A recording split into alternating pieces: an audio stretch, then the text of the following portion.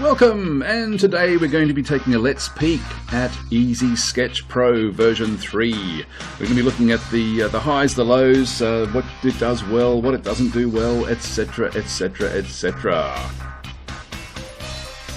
Okay, so you've just seen an animated sequence, I guess, using this program, which is Easy Sketch Pro version 3. I wanted to test it out basically to sort of see if I could really make use of it for my channel update type videos and things like that, just to sort of see if there was a fairly good way to get like some sort of animation happening like fairly easily on the screen. And it works pretty well in a lot of ways, and there's other things that really are quite annoying. So I'm just going to go through basically how I built that. I'm going to start from scratch, just show you basically how it was all done, and that way we'll end up going through a lot of the different aspects of the actual program itself. So we'll start with the settings, which are way over here. But the weird thing with this, when I click on this, it starts over here. It starts over here because I've actually got two monitors, and all of the tools always, unless they've actually been opened and then reopened, will always start off in the middle between the two monitors, which is really, really annoying. Like it gets, when you're trying to sort of have like a workflow and you're trying to sort of get through different things, every single time you've got to go across, drag it in and and everything is like that. And that's really frustrating. So that's for me, something that should be very easy for them to fix. I don't know why people haven't complained about this before, but there you go. Yeah, that sort of blows my mind a little bit that there's just little things like this that are in the game, or not in the game, in the program, that just don't mesh well, I guess. It's just one of those settings that could be very easily tweaked. Now I do know that this version 3 was a complete rebuild. It's supposed to be a bit more dumbed down than the version 2, I believe, from what I've read. And I think there's more things on the way. So for me, it's still a bit of a work in progress. Hopefully this is something that they'll address, because having these dialog boxes open up always between my monitors is really frustrating when you're actually got double monitors. Now I'm guessing the program really isn't for illustrators. It's not really for graphics people. The program is for people who like using clip art to put together presentations. So that's really who it's guided for. People who use clip art to make presentations don't have two monitors. But I don't think they have a canvas size or need a canvas size of 640 by 480. This is tiny. This is tiny. Very, very old too. So there are only 3 sizes for the actual canvas that you can choose from.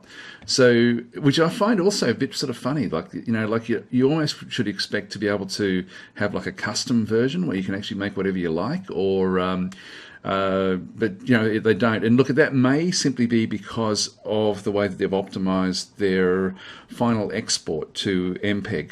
That may be, or MP4, sorry.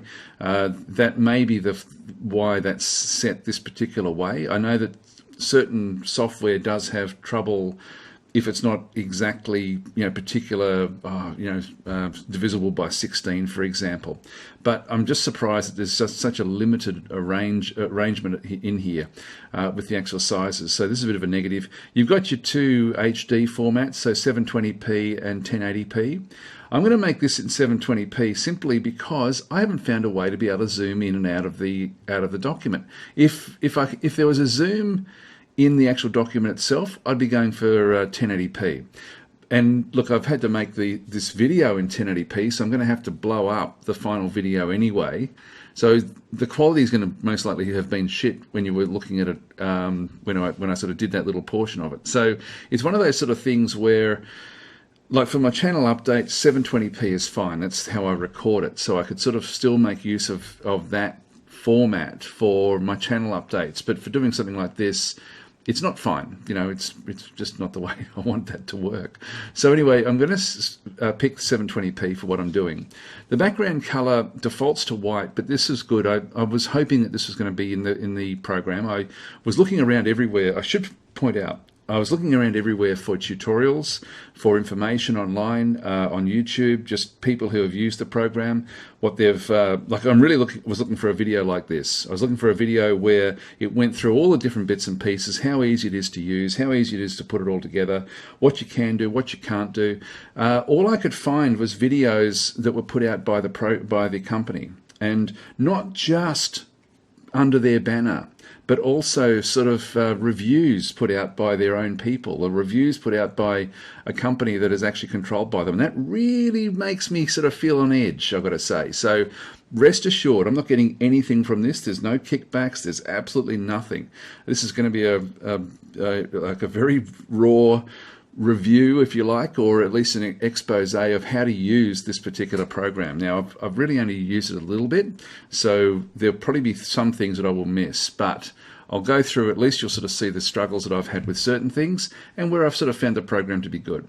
Anyway, you can actually then choose from the colors. You've got your standard basic colors from Windows. You can, of course, have custom colors. This is quite nice. I like HSV, hue, saturation and value models more than RGB. Having both together actually is good. Now, I'm not sure if this is just a Windows 10 color selector thing or not.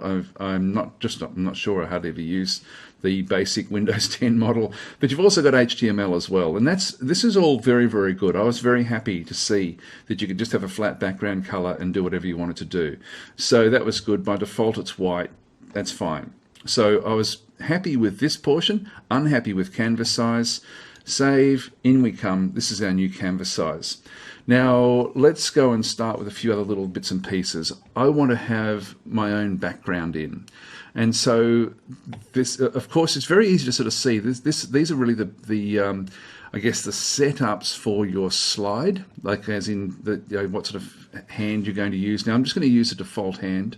What I've found with the hands is that if I'll just show you these once again, right in between my two monitors, there are, if you use the large size hand, what you end up finding is that the hand itself tends to be too big for the actual, like for 720p. I think it'd be okay for 1080p. But what I've also then found is that if you're not using the default hand, which I think is this one here, one of these two, if you're using one of the others, they actually come off the bottom of the screen. So they're not big enough. So it's just a quality control thing. There's a lot of them. Like you can have a lot of different sorts of hands. Some of the quality in these are pretty crappy, to be honest. But anyway, if I'm just going to go back with the default, I'm just going to just turn that one off, for example. But you also have like a hand draw, draw hand and a drag hand, like if you're dragging elements in. I'll show you that as we sort of come in. That's not too bad. Anyway, I'm just going to not click on anything in there.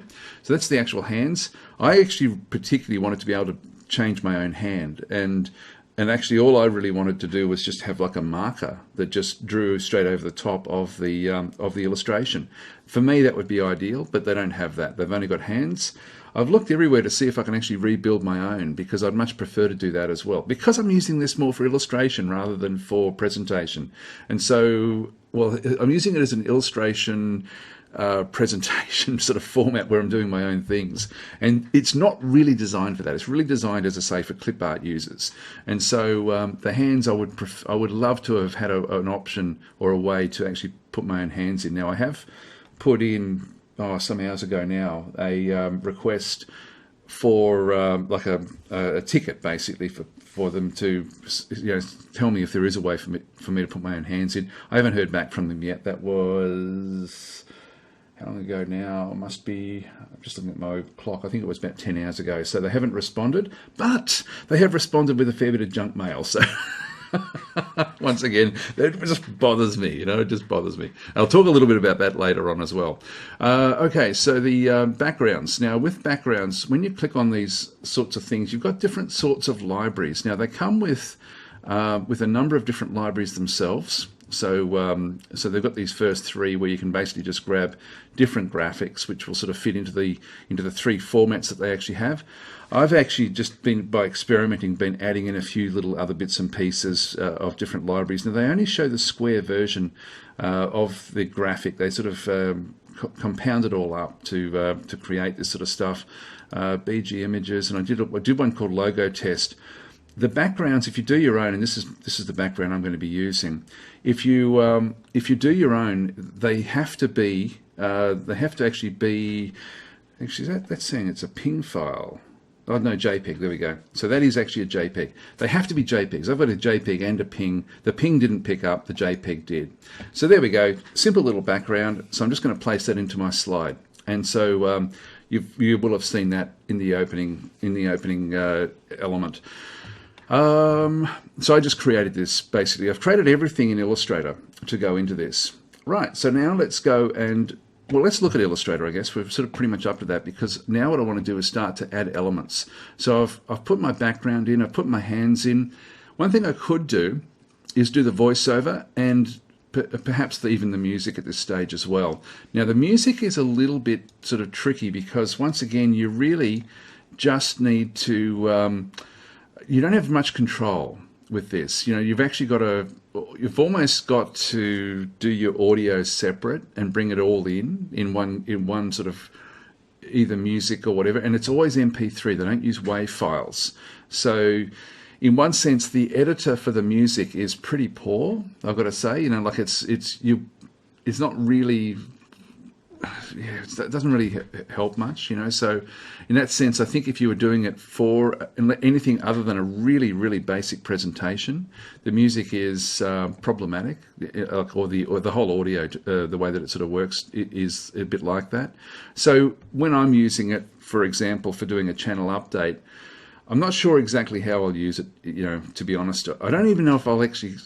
I'm finding some little disconnects with the program that from what I want for it, it's probably not exactly what I want. But look, as I say, if you're just doing it for basically just have a presentation, you can have things and put it into a loop. If you've got like some looped music, you can of course change your volume there as well for when it does come in. But it's very, very basic. The actual libraries like this.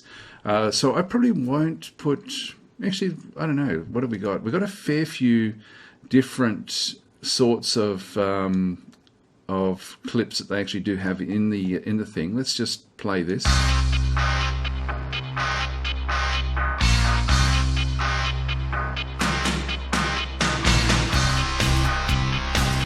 Okay, so that'll do. Let's just take the volume right down. Okay, because that's going to then allow me to actually, it's got 198 seconds. I've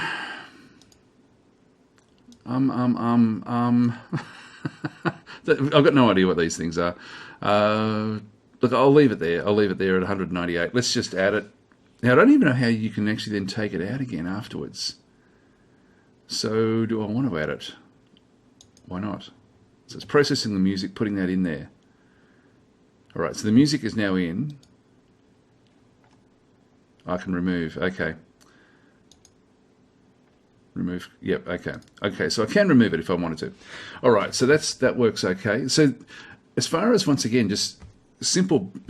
And you saw that this now opened up where I left it, which but it won't remember that next time I open up the program. The other thing too, when you actually open up the program, you've got to log in every single time. And this is a program on my desktop. What the hell? You know, just this weird little disconnects. Okay, so I'm just going to remove. No, I won't remove it. I'll leave that on there because that's all going to be part of the experience, I guess. And I'm going to record a voiceover, and that will then just give me a little bit of. That'll allow me to then start to time everything. So let's do that now. Once again, it comes over through here. I've got my microphone. I can record. There's no feedback for when you're actually recording.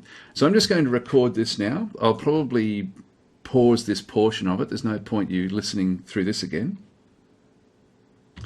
All right, so I've now recorded that. I'm going to add that into the mix. I've got the preview scene here as well, which I haven't played with, but I'm guessing that would allow the scene to play while I talk. So if I'd done an animation and needed to talk about what I was doing, that I'm sure would then sort of just play underneath, and that's quite nice. So but there, as I say, there's no feedback that you're actually recording, so you don't really know. Anyway, I'm just going to add that. Okay, so we now have, if I actually, I don't think it'll work with preview. I'll just try it.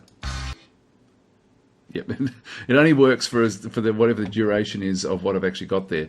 So I need to start putting elements in. And so we've done our music voiceover background, and the hand, we're just going to be using the default hand. It's the only one, as I say, that tends to get to the top of the screen.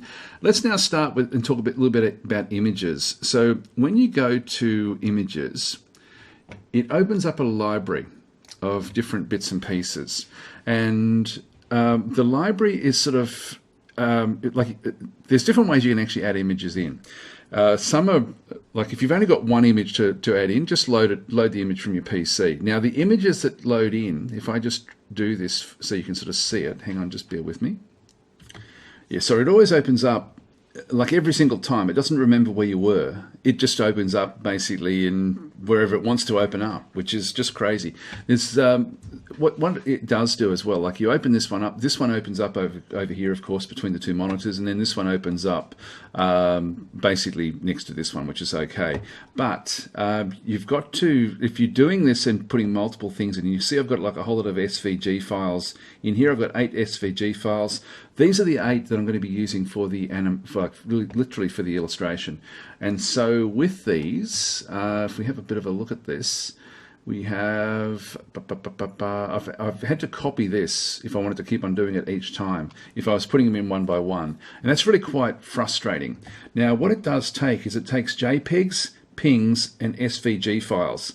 The JPEGs and PNGs, it will then try to outline like in like a Photoshop filter, and then use that for drawing. And so it's pretty cool that it actually will do that. If you've got like if you've got a photo of anybody, including yourself, it will do it will try to make good and actually make that photo illustrative. And I think that once again, if you're not an illustrator, if you're somebody who really is just wanting to use clip art, you're going to love this. It really, like seriously, it's very, very easy to do it. I'll probably do some afterwards just so you can sort of have a bit of a look, even with this ping file, for example, so you can see the difference. But in this case, I'm wanting the SVG files that I created in Adobe Illustrator, because these, it does a good job of following the line work of SVG files. So what I think I might do now is I might actually open up Illustrator and show you how these SVGs were created, because you've already seen the intro. I haven't actually seen the intro because I'm actually building it right now. But so you've actually seen the intro, and so you've seen how it looks. And I'm just going to go and now open up Illustrator. All right, so this is the actual file that I'm using, that I've created. I've created artboards that are 720p in size, and I've then just sort of placed my element within that. Now, like the program is not designed for this, so just be aware of that. It's not designed to have multiple layers using it the way that I have. So this is an unfair judge of the program. So I'm not using this to judge the program. I just wanted to see what it was capable of and see how difficult it was to actually do something like this. In most cases, it'll be something like this final file that you would just bring in on its own and just be done with it. And so I'll bring this in as well afterwards, just so you can sort of see how it actually handles a file rather than actually a process. So this one, if I just go Control Y, you can sort of see the outlining of everything. And so with this, what I've done is I've tried to keep everything with just a single little sketchy type outline. So I've redrawn all of the different colors. And so I've got everything on different colors in through here. And even the text, rather than having the text outlined like this, I've actually drawn it over the top. So I've just traced over the top of this. And you'll see also with the actual logo file itself, there's a lot more line work in here. So we'll see how it handles this as well. It does a weird job of things. And so just through very minimal trial and error, I found that this actually works pretty well. Now, if I go to any of my line work, it's pretty important, if I just go Control Y again, and then just go into, for example, this one over here, it's important. There's a few little important changes that you need to make. Just make sure that you're using full point weights in Illustrator. If I click on one of these, you'll see that I'm using the square, like the projecting cap end with a round corner. So I'm not getting any of the mitre joins. So if you're using Illustrator, just a little tip, if you are doing your own graphics, use this and this. That way the transition at the very end of it will look fairly consistent. I was originally using the round cap, and it looks better ultimately like in Illustrator, but you do notice a very slight change when it actually does come out of the illustration process and then presents the final SVG file.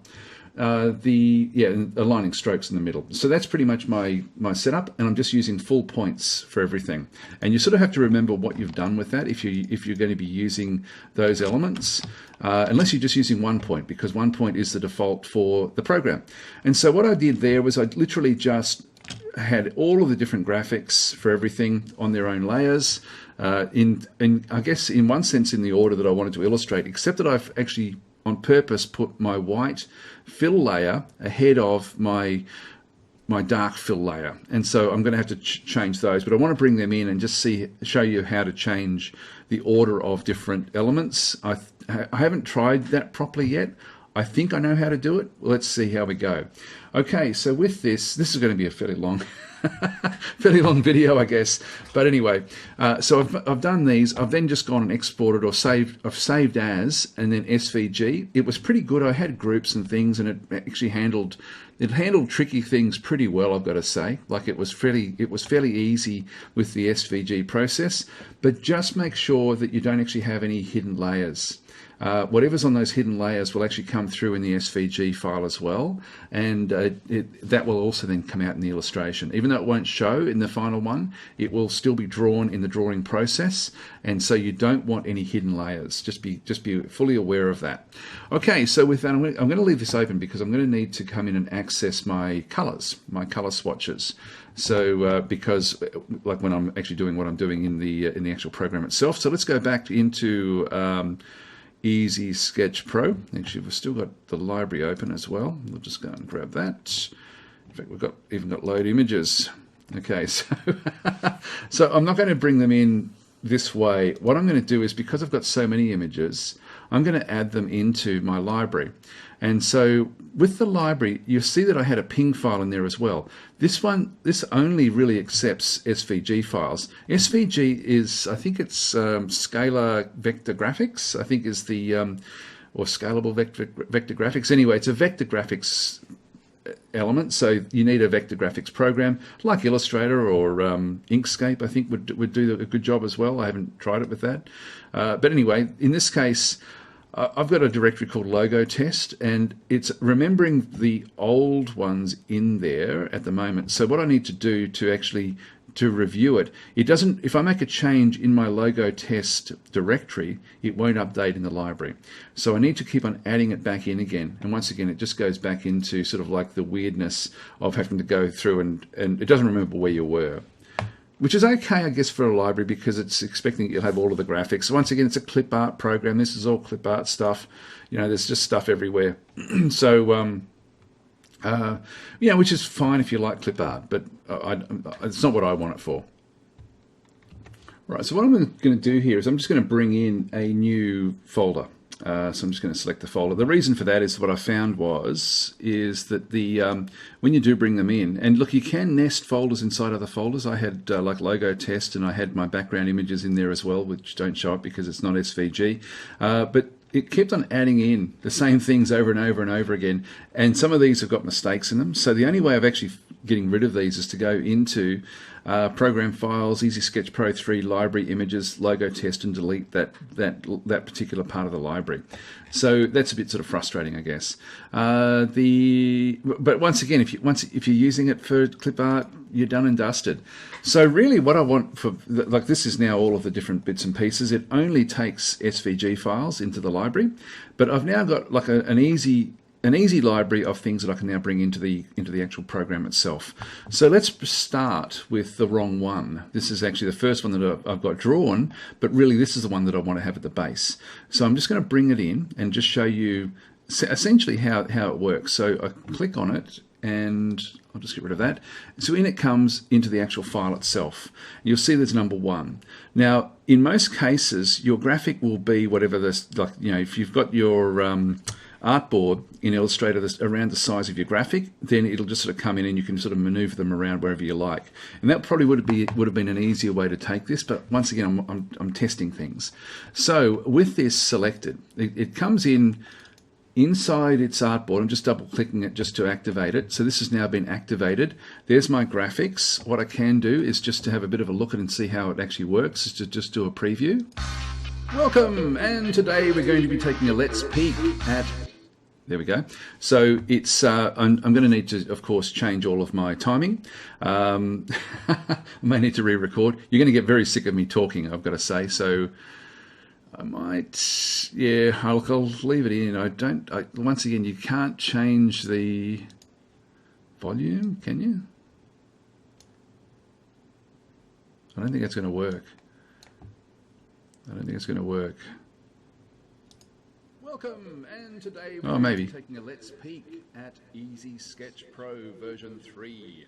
We're going to be looking at the yeah, sorry, it's pause. Okay, so yeah, maybe I can. Let's just add that, and I'll just have to now test it to see if I can actually come. I can. Okay, all right, that's fine. All right, so at least I can get rid of that and the music as well. I'll just bring the music right down. All right, that's good. At least it's sort of remembering where things are, and I can sort of I can edit them while we do things.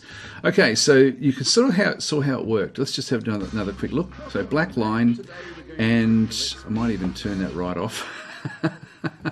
Black line, wrong size. So in Illustrator, I did it at a particular color, and I also had it done with a particular weight. So I'm just going to go and change that. I'm just going to change all of these. All right, so I'm still going to have them there. I'm just going to make them loud after we finish. Okay, so what I need you to do is just go back into Illustrator and just have a look and see what I actually did here. So in this particular case, I've got a 6 point is the weight, and my color is this one over here, which is happens to be 50,000 in hexadecimal. So let's go back in and change that up. So with this one, I double click it. I then right click and go to properties, drag it across because I have to do it the first time. So you've got different things in here which are really quite cool. Like the color's easy for me to remember, so I won't have to try to remember what that is. I was thinking I better put that in first, but let's just go from the top down and just show what's happening with the actual property. So you've got draw by hand, drag in by hand, where it will actually come in off the screen and sort of drag elements in, almost like if you're shuffling cards in, for example. You can just fade it in without any sort of hand animation at all. You can drag it in, so it just literally just comes in from one of the edges. You can draw it without having any hand, which is sort of something that I'm probably going to be looking at a little bit as we go through different things. And you can just have it appear. So that's the drawing style. But let's leave it draw by hand. I think actually having some element there that sort of shows that it's being drawn is a good thing. So for example, if I do drag, I've then got direction, but draw by hand doesn't need the direction. Now the timing before, like I can actually, so I can set up different transitions, or not even transitions, but different timings for this thing. So like 0 before, the actual draw time 3 seconds, that looked about right, that looked fine. The timing fading is after it finishes drawing, it then fades into the actual SVG file. At half a second, that's okay. And then timing after is just a little bit of time after it for half a second before it does whatever else it's going to be doing. So that's really the basic setup for the individual elements. Now, this can also be done if you drag in like a PNG file or a JPEG or something. It will still do the drawing and all that. You've still got the same sort of setups. It just does a little bit differently. So we'll have a bit of a look at that as well as we get into it. Okay, the exit style is when it's all sort of finished, like finished with all this bits and pieces. Do I want it gone?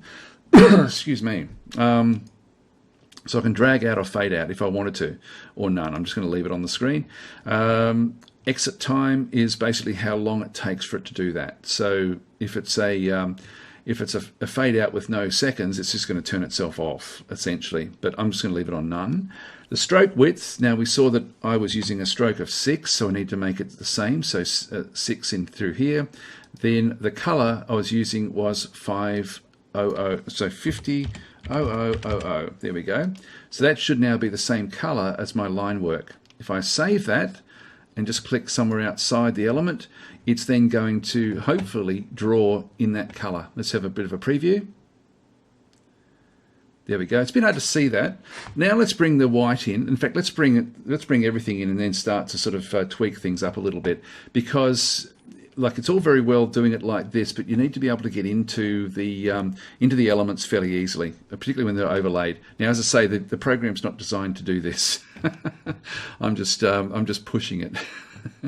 So I'm going to go once again back to image. It does remember where I was, so I can now just start to bring different things in. So image, which this is quite nice. Like, so if you've actually got like a lot of different things, and you see that they're all laying over the top because I made that base the same size, which of course is not ideal for a lot of things, but is fine for this.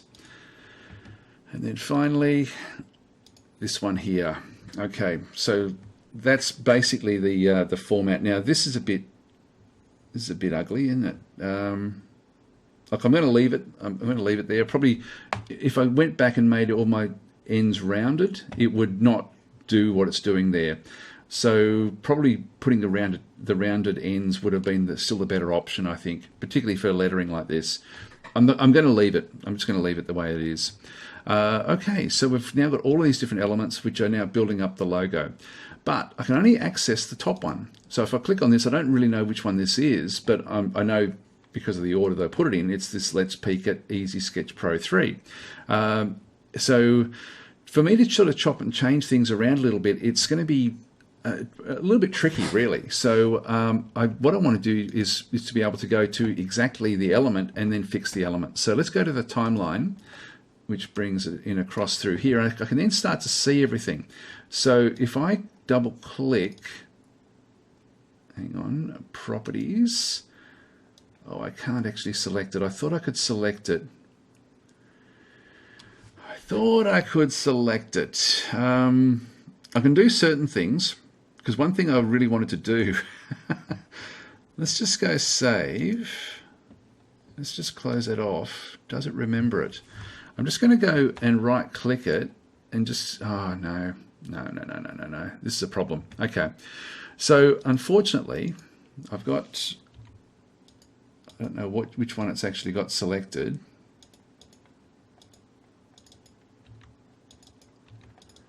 All right. So that's telling me that I need to have everything in the right order when I bring it in. I can do everything else, but the ordering is important. So this is the order that I want. I want this one down, even though it says up.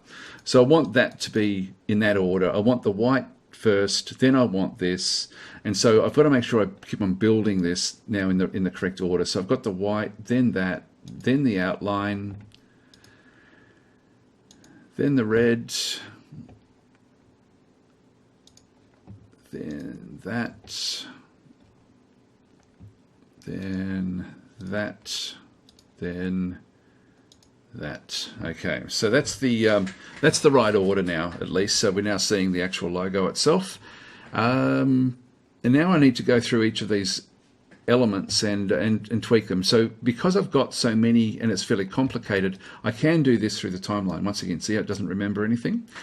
So this one, like I know that the properties of this one are going to be, the color is going to be white. So that's okay. And this one is also 6 from memory. Save that. I've already done that one. This one is also pretty much the same, but I think it's just black. So I'm just going to go properties. Once again, drag it across. That is frustrating. This by default is it already comes through as black, so that's okay. It's just a matter of then making this 6. Save. Then after that, we had the red outline. Now, I think I made that 10, but I better just go back and double check. So you'll see sort of through here, I actually don't have the color saved away either in my swatches. If I go across to here, it is 10 point. Okay, so I've got 10 point there. And then this one is CF is the red. So let's just cancel that for a second. So go back.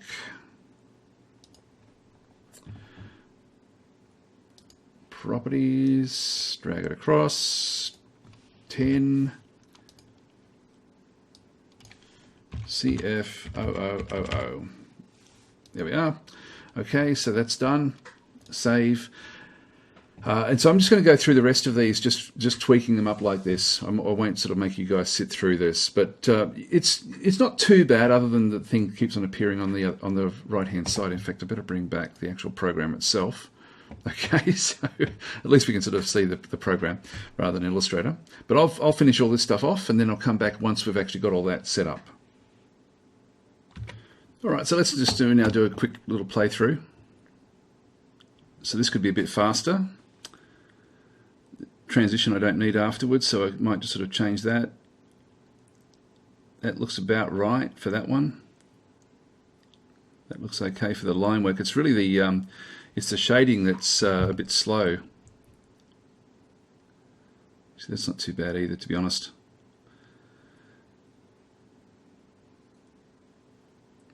Yep. So I tried to fix up some of these letter forms. I missed out the K there, I think, and the T is a bit sort of wonky as well. It's just where the endpoints come off the vector shapes. But anyway, that's sort of looking the way I want it to look. So that's not too bad. What I can now do is just go back into my timeline and start to tweak different things. So I can go to every single one of them. For example, the properties. I don't like the transition at the end. So timing after, nothing. Okay, so we'll save that. The 3 seconds for that one, I think I said I could make that a little bit lower. So let's make that, say, a 2 second. Let's just save that. Next one across. The 3 seconds was okay for this one. But once again, timing after, just make that 0. I might just make it... I haven't timed it at all for for what I'm saying, so I'm going to have to go back in anyway and just sort of double check them. I can change the drawing time in here, which is nice, so I don't have to keep on going into properties. But it's the I don't want this transition, this timing fading afterwards. Actually, it's the timing after that I don't want. That one I do want. Or no, actually, maybe I don't. Maybe I don't. I'll just let it go completely in. So I'll just save that. So I'm just going to go through and just change all of these different bits and pieces. Try to get the timing the way that I want it. But you can see it's once you get going with it, it's not too bad. Timing fading. Actually, I did have that one. This fades into the actual SVG file itself, and I'll show you how that works as well in just a minute. So I'll just save that. That one is okay. Properties. That's time fading. I'll just make that 0. Anyway, I'll go through the whole lot and just sort of set them all up. Right. So I've sort of tweaked the timing. I've actually turned my voice over up a little bit. I'm just going to turn it back down again, just so I can get the timing right. And it's sort of, I've got like about a second or so where it's cutting off my voice now, which is fine because I now want to put in like the final slide. So I'm going to go and add the final image, which isn't in my library. So I need to load the image from PC because this can only be SVGs. I've got a PNG file, which has got pretty much the final slide is really what I'm looking for. So I'm just going to go and load that one in. Yeah, so the PNG file is over here. I'm just going to go open. So you sort of see it come in like this. So this is its outline sketch that it's trying to sort of make for when you bring in a vector, not a vector image, a bitmap image. So I'm just going to add it in. So that's the final actual image itself there. That's the way that I want the final slide to look when it all comes in. Now, because it's the last one, and I wanted to do this, I didn't want to put this over the top of the others because I wanted to see at least the process of what was going on. But this now is covering everything else that's underneath it. So you can bring in bitmap images, no problem at all. What I'll show is I'll just do a timeline from that particular image. Gee, I wish that timeline would just stay where it is. Anyway, if I just go play from, I'll do it from play from the one in front of it. So let's just play well, what it doesn't do well, etc., etc., etc. Okay, I don't know why the music suddenly went crazy. I think it's that must all be set up in the front there. But you saw how it's sort of sketched out.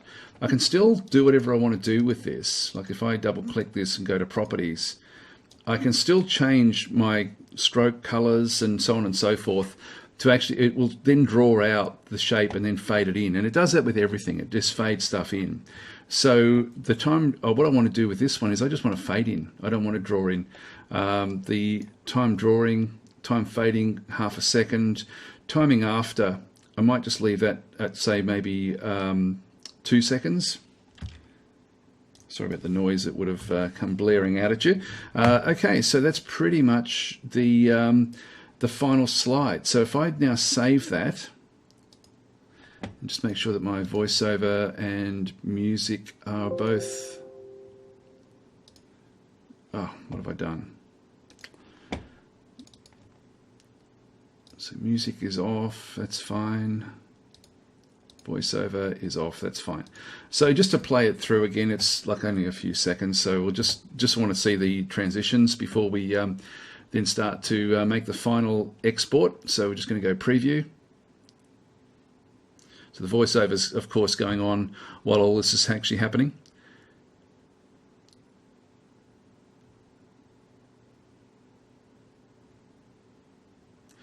So the fade in actually didn't really happen, did it? Let's just go back to this one. Go to properties, time fading, time drawing. Let's move this one up to say 3 seconds. Just actually, I'll make it say 2 seconds. I have to do it again, unfortunately. If this doesn't quite work, I'll come back and look at it separately.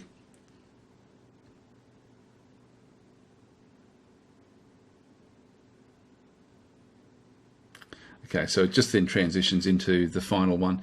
A bit long, but that's okay. At least I can now sort of see exactly what I'm doing. So I'm just double-clicking it, right-clicking properties. It remembers where this is now that I've done it. So it's this fade in here that was the problem. So I'm just going to make that say 1 second fade in.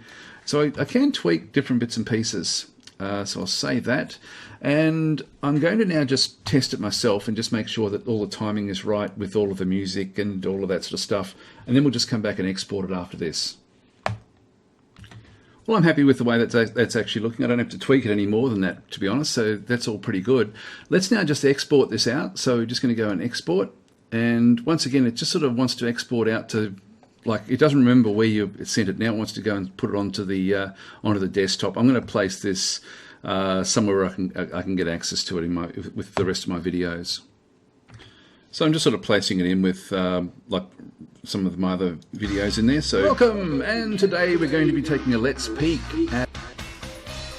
You didn't have to sit through all of that. Okay, preparing the video.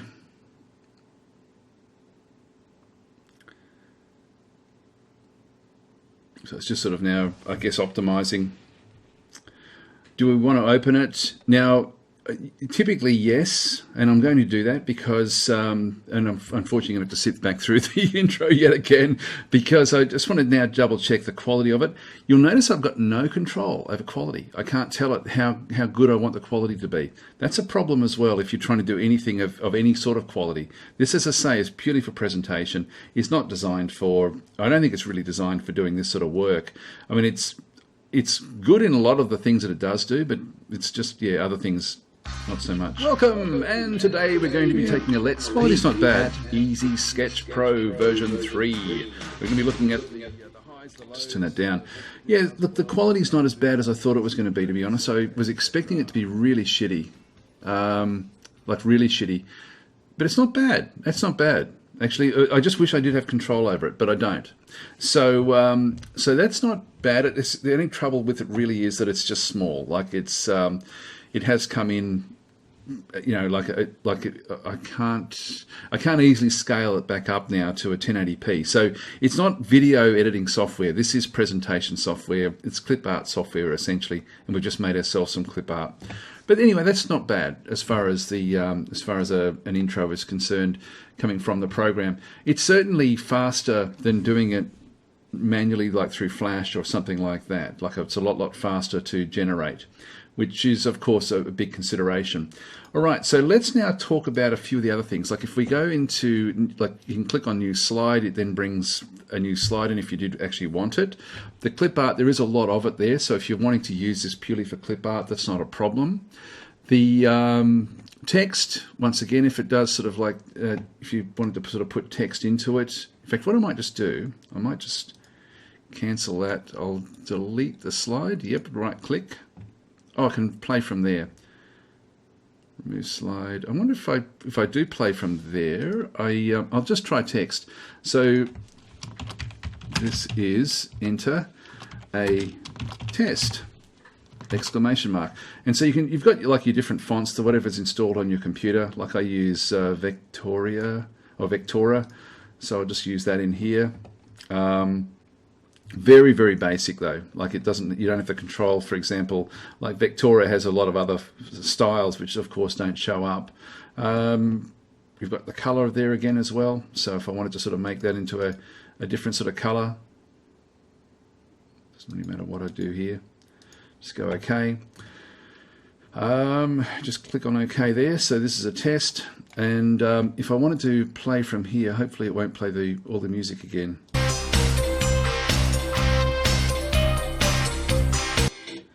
And you saw what's good about this is that it actually changed whatever the color of the text is. It actually does the outlining. But you did see that was pretty cool the way that actually did work. And sorry about the music. I've got no real control over that now. So that's how that works. You saw what happened when I brought in the image. I didn't really sort of show it fully, but it creates a sketch. Well, we sort of did see it there.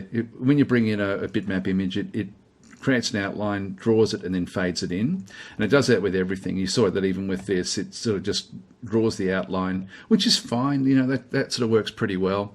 If I do it with like a full logo file, let's just do that. So let's get rid of this one. Just double click it, selects it. So I'm just going to go to image. Now I've got this one over here, which is the actual final version of everything, but still in vector form. So if I change this, I'm just going to double click it and change the speed of this to say 6 seconds. And sorry, the music's going to be blaring in your ear yet again. Play from here.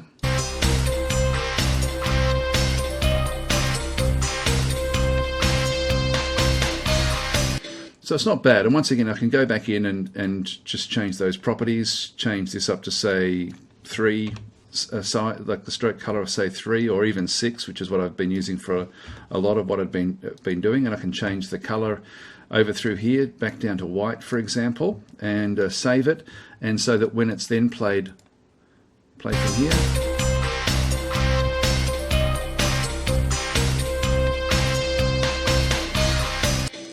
So 3 is too much. I'll just do one more. I'll just make it say 2. Save. Welcome, and today we're going to be sorry about that. I meant to do it from here. Play from here.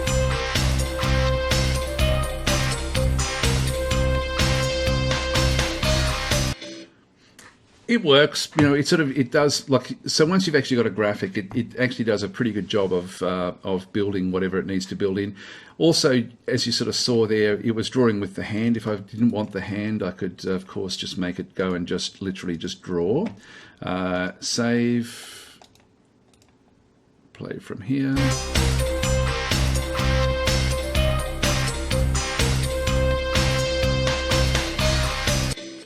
Depending on how complex the graphic is, that's going to be problematic. But you saw it only does one line thickness while it's drawing, one color while it's drawing. It doesn't sort of pick up any of the other colors, which you wouldn't expect it to do anything different than that. So that's all pretty good. What else haven't we covered? Oh, you can actually add video in as well.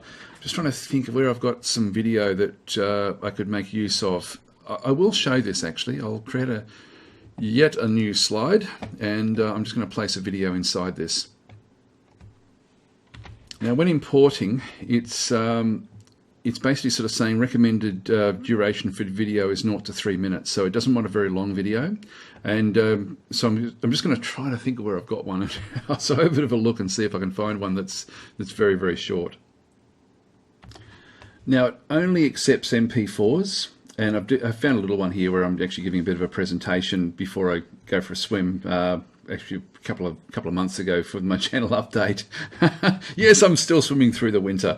I've been pretty good at it actually. It's I'm impressed myself because I thought I'd sort of wuss out when it all got a bit too cold. Anyway, that's beside the point. Let's open this one up. It's a short video. Some of the other ones are quite long, so this one at least I can sort of. It's got some form. It's going to have a little bit of trouble doing bits and pieces. Let's just open her up. Let's go sketch to video. And we've got like use high quality frames as well. I might do that and we'll just add this one in. So once again, just needs to be short. So we'll add processes the video. And so what it's cleverly doing is it's taking the first screen of it, and which is my face, and is going to try to create a sketch out of that. And then so I will be able to sort of get it to draw that sketch, and then it will play the video. And this is pretty cool. Like if you need this sort of thing, this is of course a major feature of the program itself. I'm just going to pause this while it finishes processing. All right, so now the quality of this video is actually the filming. It's the mug here. It was really pre-dawn. Like there was no light anywhere, so it was very dark, and so it's not a very good test of the quality of the actual program. That's like, you know, this is purely me doing this. So I'm just going to right click, go to properties. Once again, I can change this up to say 2, and let's make it a stroke color of say white again. Just go OK, save. Now when we play this, I'm just going to play it from here. Just block your ears again. Hey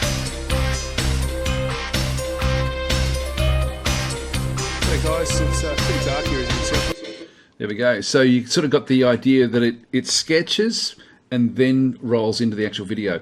If I don't want the video that size, I can actually resize it.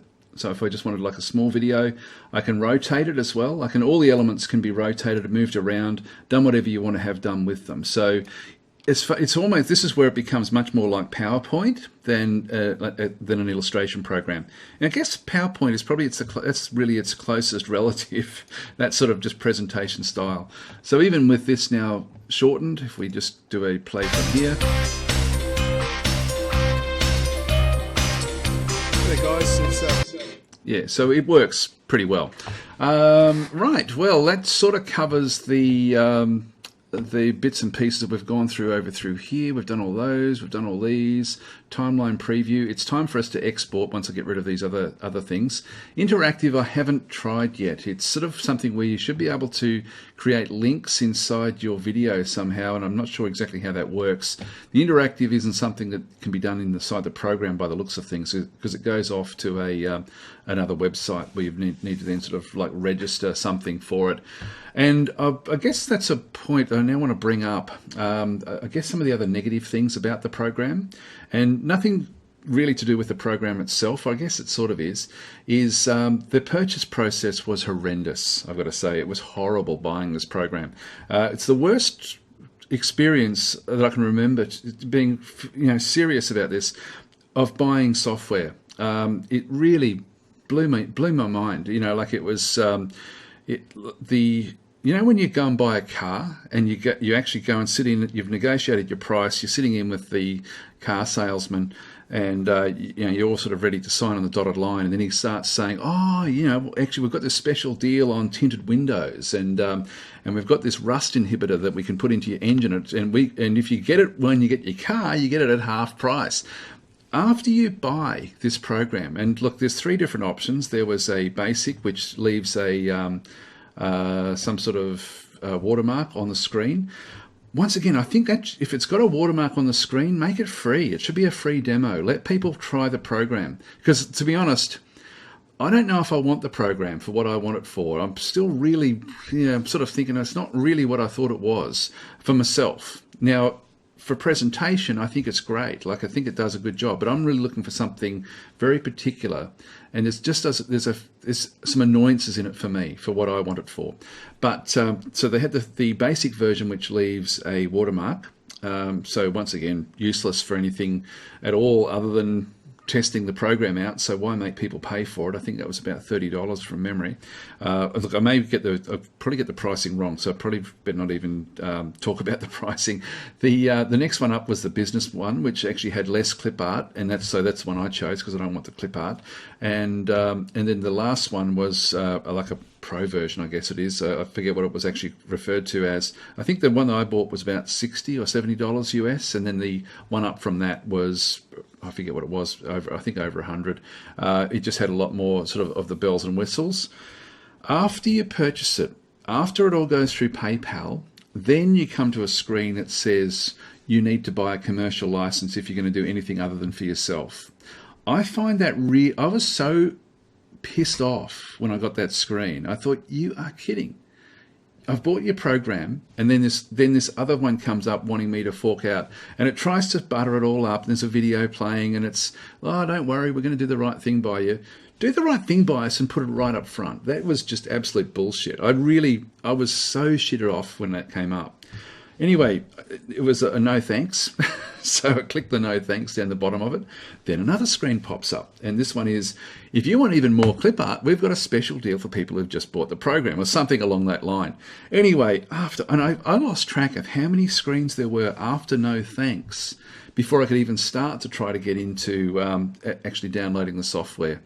That was, as I say, the worst experience of buying software. So if the developer happens to be watching this, and I'm guessing they will at some point, please fix that. That is gouging. That is gouging, and it really, really shitted me off.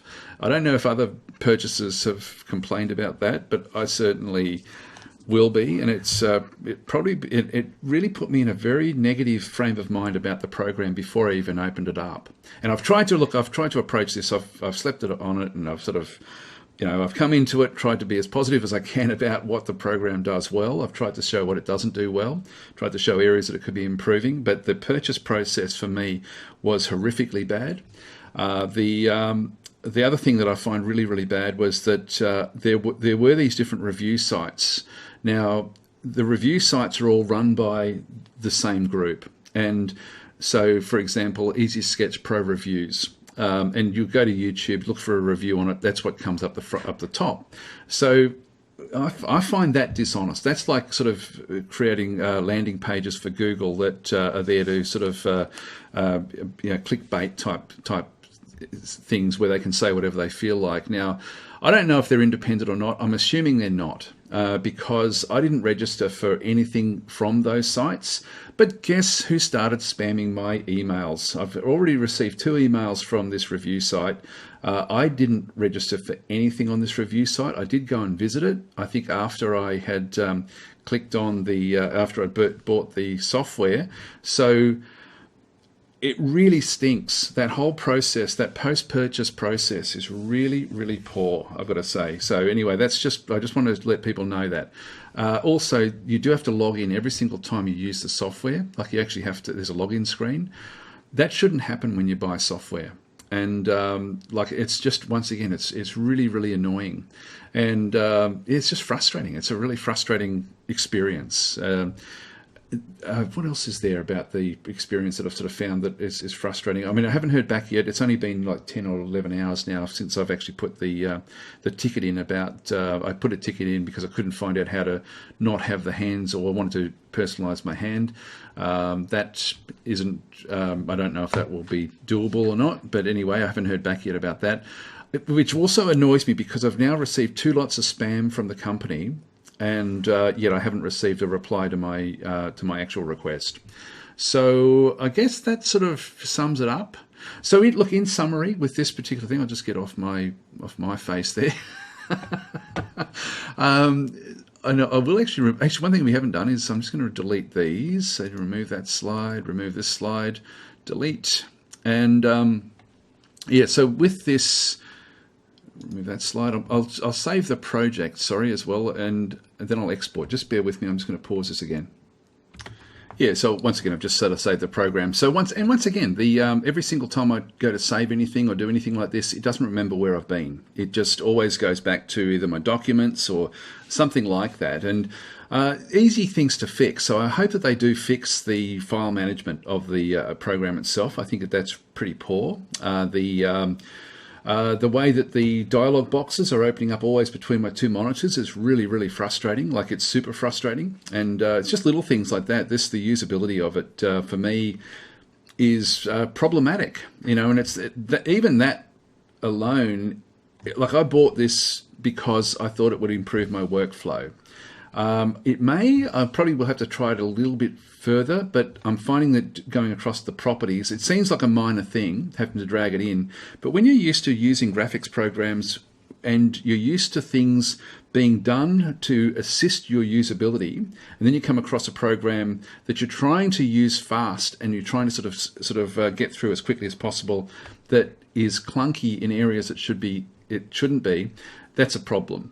But look, overall, as I say, I think that the program is great if you are just trying to put together animated presentations. I think that if you really want stuff where you can just put text in and grab clip art and have it all animated and have it look very, very engaging, big tick for that. So I think that the program works very, very well in that sort of capacity. As an actual illustration program, it's not an illustration program, and they don't say it is. It's but I guess in the style that I'm using it, this is not. It wasn't designed for what I had put together here at all. I just wanted to see if it could do it. And so if I was doing this, like if I'm putting together other things, I will not use it this way. I will use it the way it was designed, which is as more of a whiteboard style of presentation. I would still build everything in Illustrator and then bring it in. Still have to do it in through the libraries, but as I say, the file management is really, really clunky. Very, very bad. What else is there that I really should sort of comment on before we go?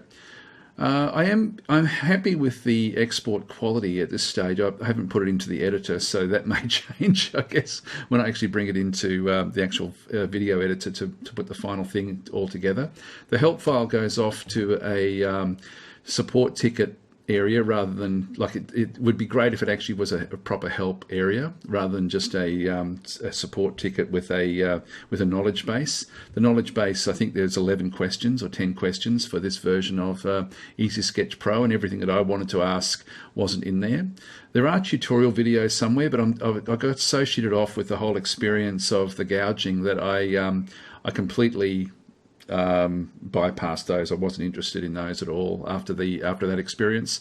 Anyway, I hope this is a fair review. Like, it's sort of one of these things where, the other thing that's very, very important, I bought this program above its competitors because it was a single purchase. Like, you buy the software, you basically then own the software, unless you want to use it for commercial purposes, in which case you need to then buy more stuff. But anyway, that's beside the point. The reason I did buy this is that its competitors, it's a rental type system where you've actually got to pay per month to actually use their software, and I really struggle buying software that asks me to pay per month. So this was the only real option of the programs that do this style of presentation well, that actually have the cost of their software. Once you bought it, you owned it, and for me that was important.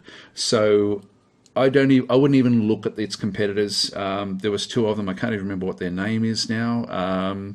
But for me, as soon as I realised that it was a rental type of arrangement where you actually had to pay per month, that was like, nah, not for me. And they were expensive too, by the way. Like, that rental was fairly expensive. So I would, on that alone, I refuse to even look at its competitors. That's for me this is enough reason that this is pretty much the only chook in the pen, really. The others are not really worth the effort, simply because of their pricing. Look, they may be good programs. I don't know. I'm not going to look at them because of that. It's a little bit like free-to-play games. I don't play them either. I tend not to anyway. Right. So with this, I guess that wraps it up. I'm just keep on thinking there's something else I need to sort of talk about, but I don't think there is. This has gone on for quite some period of time, so I'll leave it there. Thanks for watching. I hope this has been helpful. I'm going to invite the developer too, if they want to answer any comments from people, then please feel free to put things in the comments. I hope I haven't been too harsh. Please also feel free to address anything that I've said.